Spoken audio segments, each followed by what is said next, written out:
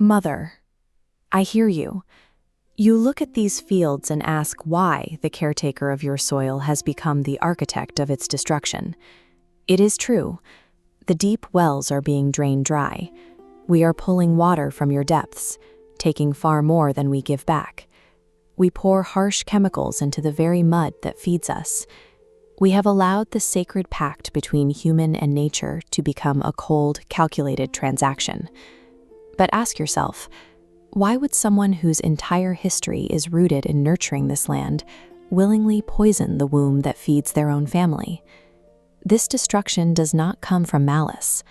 We do not exploit the earth because we want to. We do it because we are drowning in the unforgiving mathematics of the modern marketplace. Look away from the rural fields for a moment. Look at the concrete cities and the systems that point fingers at the farmer. In those cities, factories and massive corporate plates consume more life-giving water in a single day than our fields use in an entire season. They extract that water, bottle it, and sell it for profit. Meanwhile, a farmer pumps that same water from the ground in a frantic bid to keep crops alive so their children do not starve. Modern society demands cheap food on the table. It ignores its own massive environmental footprint, yet places the entire moral burden of conservation squarely on the shoulders of the farmer.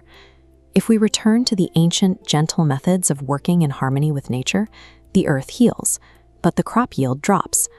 Under the current system, a lower yield isn't a loss of profit, it is a direct path to ruin. A bad harvest leads straight to unpayable debt and ultimately the loss of the land itself. Between the field and the dinner plate stands a labyrinth of middlemen.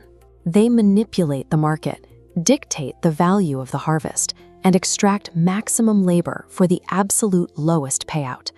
It creates a suffocating loop. Manipulated low prices force the farmer into debt. That debt forces them to overuse chemicals to artificially boost the next yield, which degrades the soil, requiring even more yield to survive. If one farmer refuses to play this game, they go bankrupt, and someone else simply takes their place to do the exact same thing. We are operating in a world of wolves. They know the exact price of every crop on a digital screen, but they assign zero value to the sweat and human cost required to grow it. The caretaker of the earth is trapped. To survive a system that aggressively penalizes sustainable stewardship, the farmer is forced to become a ruthless businessman. But remember this: the relationship between the farmer and the dirt is older than any currency, older than any empire. If the software engineers stop typing, the screens go dark. If the factories stop running, the machines freeze. But if the farmer stops, the world starves. The person placing a seed into the mud is the true father of civilization. They hold the ultimate leverage over human survival. We do not need empty sympathy typed on social media. We do not need pity. We require structural respect and dignity because we hold the foundation of your existence. The days of playing the victim are over. We are done begging for crumbs from a market system designed to break us. We built Nenu Raithu as a direct bridge. By allowing farmers to connect straight to buyers and other producers, we bypass the middlemen who historically controlled the flow of information and money. Through live market updates and transparent pricing, we remove the leverage these wolves use to keep us in debt. When every farmer knows the real-time value of their labor, the cycle of manipulation begins to fail. The fear is gone.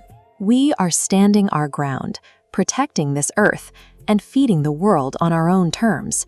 Nenu Raithu exists to bring knowledge back to the field and dignity back to the labor. I am a farmer. This is our land. This is our truth. And this is Nenu Raithu.